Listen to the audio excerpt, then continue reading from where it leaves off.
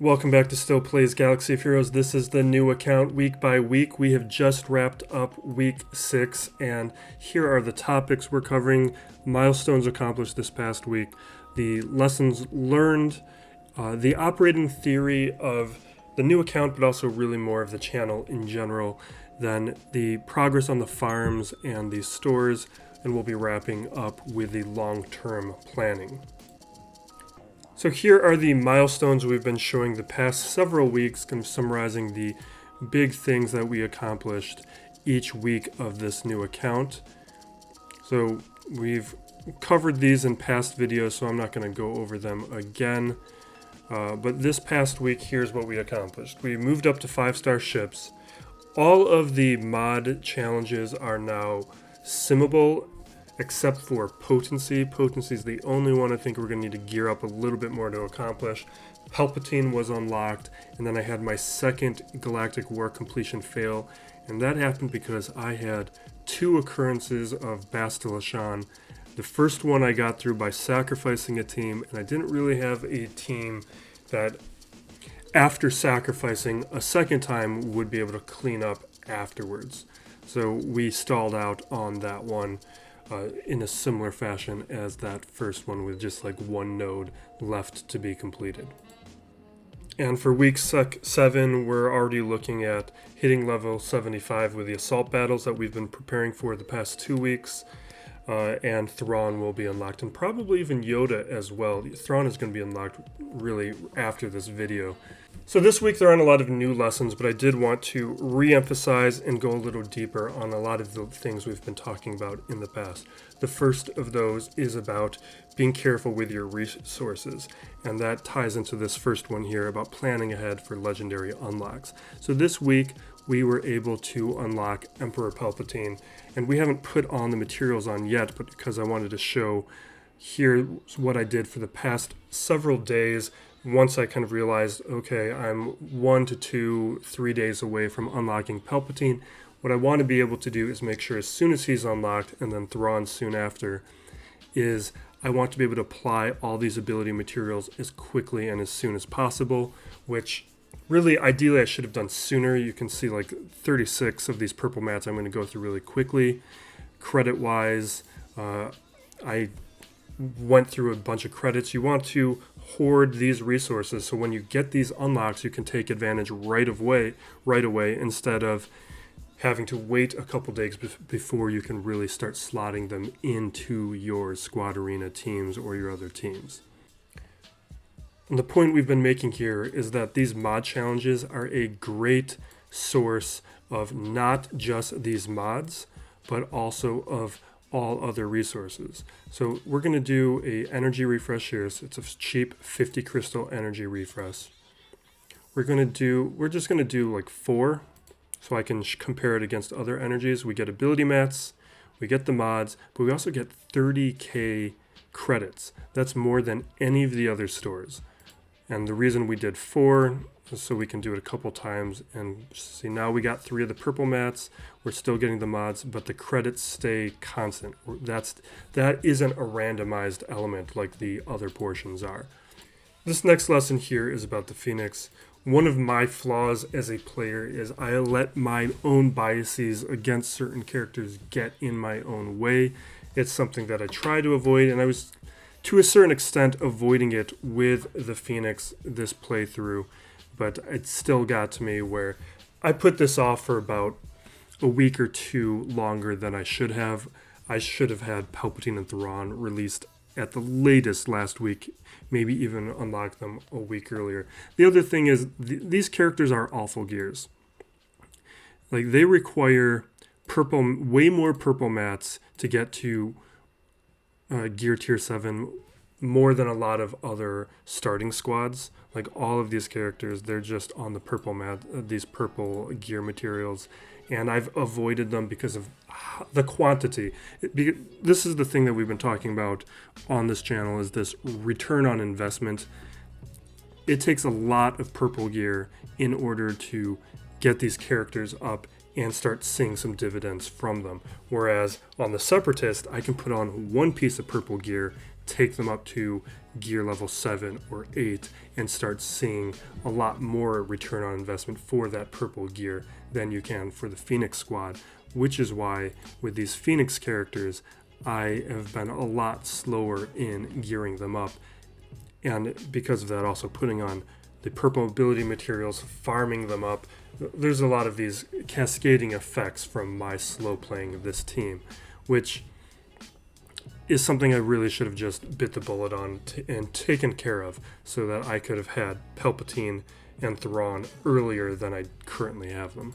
And for the last of our lessons, I want to just kind of revisit the Imperial Trooper team that we started with. It was the big experiment of this new account. Like, it was well established that Phoenix or Separatist were the best routes to go. And for my own fun, entertainment, and lessons, I wanted to explore this Vader rework, the Piet release, and the relatively early node he could be farmed on, as well as looking at anticipating Moff Gideon being released as a Imperial Trooper and see how Empire has shifted as a early team to target. And we've had mixed results. They've been very good in Galactic War. We've been able to clear Galactic War on most days with them. They do synergize nicely with Piet, but he is just very without the corresponding shard economy changes for Piet. He is a painfully slow farm, and which is clear that I only have him at 2. If I was a little bit more focused on him, we could have him at 3 stars or 4 stars, but I've been really slow farming him. Stark, we've been focused on other guild store priorities, so he's been a little slow and I haven't thrown him any resources, but we do have him unlocked now. Really what we're seeing with the Imperial Troopers is they're great against Separatists. Like, I can handle most Newt and Dooku teams fairly easily because they have a lot of burst damage, which is good for kind of dealing with Count Dooku quickly, where we don't have to experience so many counters because it only takes a couple mass hits from Veers and Range Trooper to take out Dooku. And the same thing with Newt. We can kind of just push through Newt very quickly with all the burst attacks that the troopers have.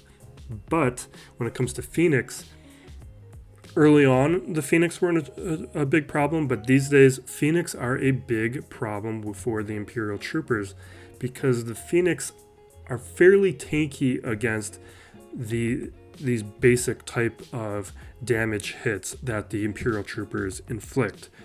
Separatists are a lot better because Separatists, especially with Dooku lead, inflicts that healing immunity when they go below 100% health.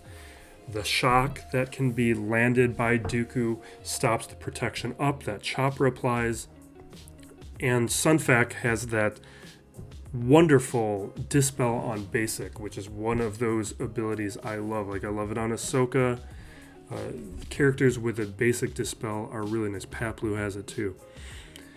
So without a Dispel, the troopers struggle against Phoenix. They don't have the recovery without the Veer Zeta or without Death Trooper or Shore Trooper that's needed. So really, until Shore Trooper and Death Trooper are unlocked, the troopers are starting to get pretty limited at this point in the game, which is why it's nice. I'm shifting over to Palpatine and Vader, and we'll place Piet with them.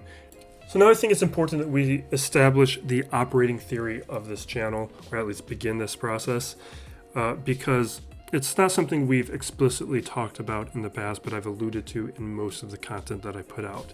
Basically, as a free-to-play player, we need to be looking at inefficiencies within the game and how to take advantage of the game's algorithm in order to excel, because we're not able to buy our ways out of the slow playing of the slow progress of the game. So how can we take certain things to our advantage?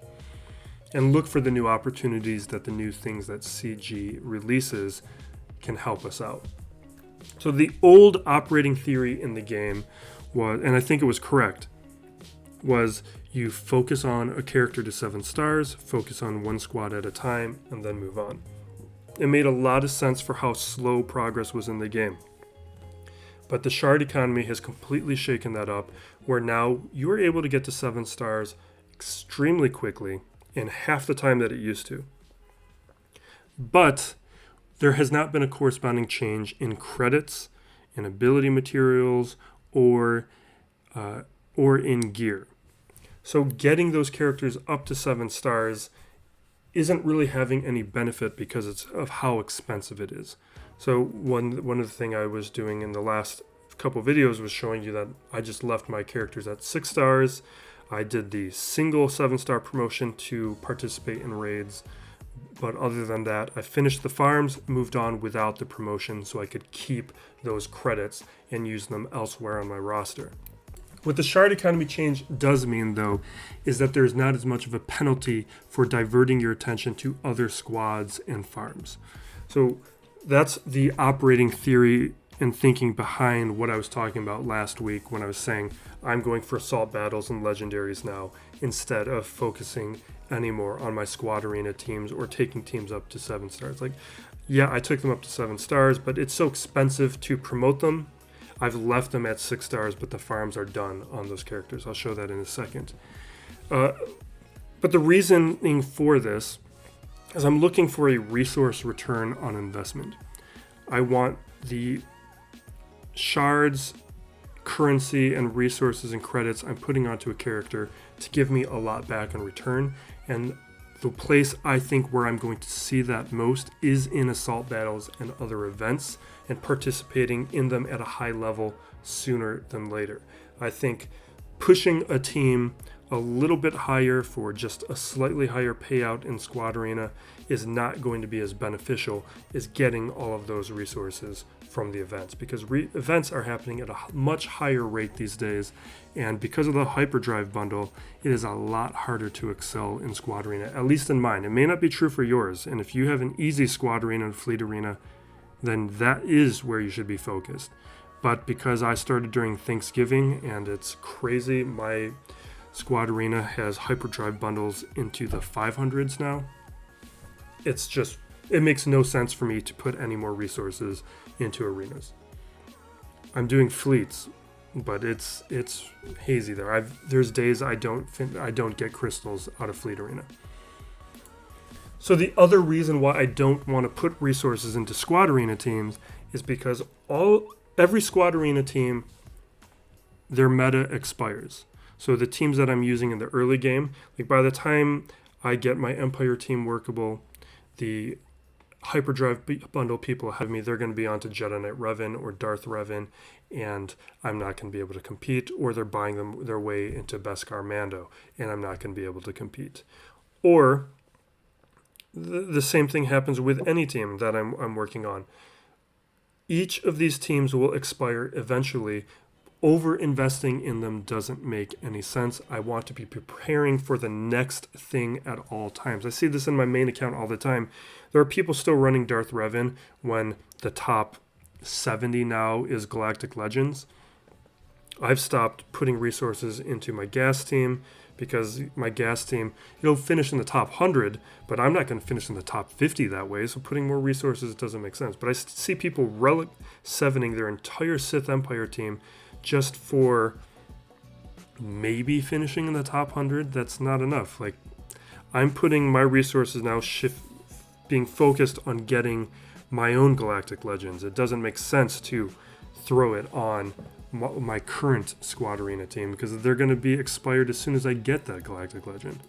So the last thing I want to talk about before we move on is looking for the inefficiencies. One of those things is the assault battle. I think that is now where the inefficiency is. We can divert focus and get a lot of benefit from. The other place is this thing I've talked about in several videos in the past is like easy to gear characters. I think there's a lot of room to benefit greatly from looking at the teams that you can build up quickly early on. And like those teams are like clones, possibly. Separatists are easy to gear, Night Sisters. Putting resources into those teams, because So before we move on to the rest of the video, there is one final operating theory that I wanted to discuss, which is inefficiencies within CG's algorithm and how the majority of people play the game. If everyone is being focused in one direction, that is an opportunity for you to catch up by building out that roster depth and also looking for characters that are easy to gear up, because that's that return on investment. If you have easy to gear up characters, you can get them to a usable level without using a ton of resources and then get more resources back in return. So that's characters like Night Sisters, Clones, the Separatists. All of those characters are easy to gear up. Because of the shard economy changes, you can get them early on and then use them right away in assault battles and other events and get more resources back. And hopefully that means your roster will develop faster overall than people who are singularly focused on one squad or two squads or however many. So that is what we're testing out in the next several weeks, and we'll see if it works out. So for my roster progress, to give a bird's eye view of what I've been doing, here is my GP progress week by week, and then the number of 7-star characters I have week by week. I was kind of hoping it was going to be a little bit more interesting than this, but it's basically a straight line for both of these. I was hoping for something more exponential. Maybe we'll see something like that in the future. The only thing that you see is this bump between week 3 and week 4, and I haven't double checked this, but I assume that's because that's when mods were unlocked in that time period. So you see a bit of a jump in GP of characters getting mods applied to them, but other than that, we're seeing a pretty just constant rate of progress. So here is what the roster currently looks like. These are the current priorities in farming. We're getting Bastila Shan up to 5 stars as quick as possible and get Yoda. We've got all the Beskar Mando requirements being worked on. We're going to go for him as quickly as we can. And then we have Piet we're always working on, and Elder is just part of the slow progress on working towards all legendary characters. Arc Trooper is because I want a clone team early on. Sabine is because of her ship. And then here's the progress on the other characters. Dooku's technically week 7 accomplishment. I did that Thursday during the day, which is when the new week starts for me. But these are the characters who have been finished up. Phoenix are in the next section here being worked on. Asajj, as soon as I had finished working on unlocking Newt, I got Asajj geared up, both for Night Sisters and for Separatist. Newt hasn't seen any resources. Palpatine is the next character who's really going to get resourced up. And then we're just working out all these other teams. Let me show you in the squad view. So we have the Separatist team. This isn't what I use anymore. Ventress is in there. Newt, as soon as he's ready, is going to be in there. Here's the Troopers, but really this is going to turn into an Empire team. And I said this earlier in the video, but this is going to be Palpatine, Thrawn, Vader, Ranged Trooper, and probably Piet. And Phoenix is Phoenix. Yoda will swap in here as soon as I can. The only reason Mace Windu is here is because Bronzium's, I already have him at 7 stars because of Bronzium's. So he's going to be taken up to 5 stars at least, but I don't want to give him too many resources, at least early on. Here's the Bounty Hunter team so far. This is Grief Karga is going to swap in here eventually. Grief Karga instead of Greedo is probably what I'm shooting for in terms of Chewie early on, but we'll see if Jango or Bosk they farm faster than Karga or Mando could. We'll see. Right now I'm throwing a little bit of resources onto First Order. I'm not going to give them any other resources other than energy to get them farmed up a little bit. And then these characters are moving along. Cara Dune's almost unlocked. But we're just slowly making sure that each of these teams at least is farmed to a minimum level. We'll throw other resources at them as assault battles require them. So here is each of the stores. The energy just refreshed. I need to take care of those purchases. But right now, we're taking Ahsoka to 5 stars. Then from there, we're going to unlock Old Daka. I need to double check. I think the Talzine event, they need 5-star Night Sisters. I need to double check that. Because the Ewoks, I think, is 4 stars. But Ahsoka, Chopper will be finished his farm to 7 stars afterwards. We already have Boba Fett to 5 stars. He'll stay at 5 stars for a bit. But basically, as soon as everyone is at this kind of 5-star level for legendaries, then Chopper will be the first one done, because we want Palpatine and Thrawn finished as quickly as we can. Here in the guild store, Dengar and Logray is basically what I'm looking at. We have enough currency. We'll finish up Dengar right now. That's a 5-star Dengar now. Because of these shard economy changes, Dengar and Logray are not as big of a deal.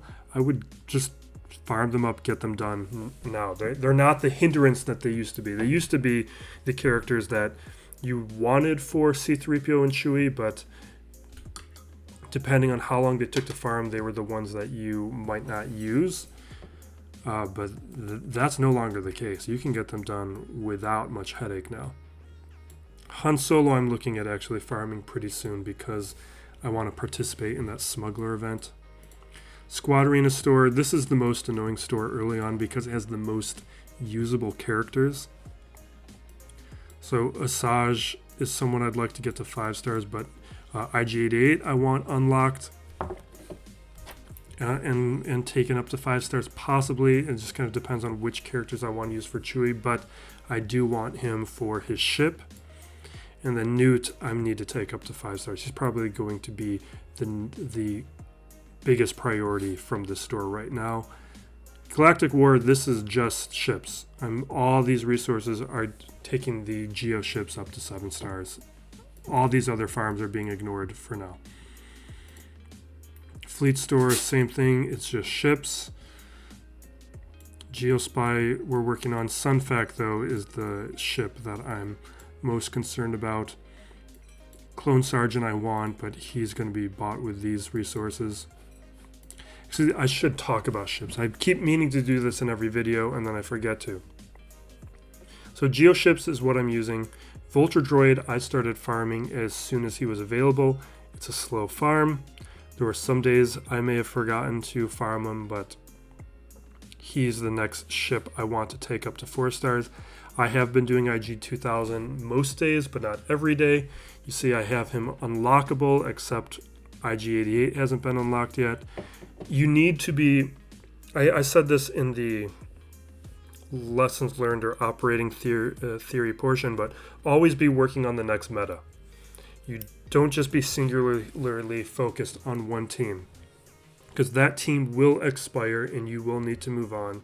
So even though I'm working on the Geo ships, I'm making sure that I'm also working on the Falcon ships, because the Falcon will counter these Geo ships, and if I don't have the Falcon before the rest of, or at the same time at least, the majority of the free-to-play players of the Shard, I'm going to be pushed out of the crystal portion of the fleet arena, and that is not something I want to happen. So I'm always working on that next meta. Now for the planning that's going to be affecting the next week at the most, we're going to have the Mando squad that we're focusing on. Thrawn is going to be unlocked later today. Yoda in the next week. And then we're going to be working towards the legendary characters that you have to be level 85 before you can unlock them. Thank you for watching. This has been Still Plays Galaxy of Heroes. We are going to put out a list video hopefully in the coming days where we explore some squads that are tangentially related to the topics we discussed in this video. Be safe out there, everyone, and be excellent to each other.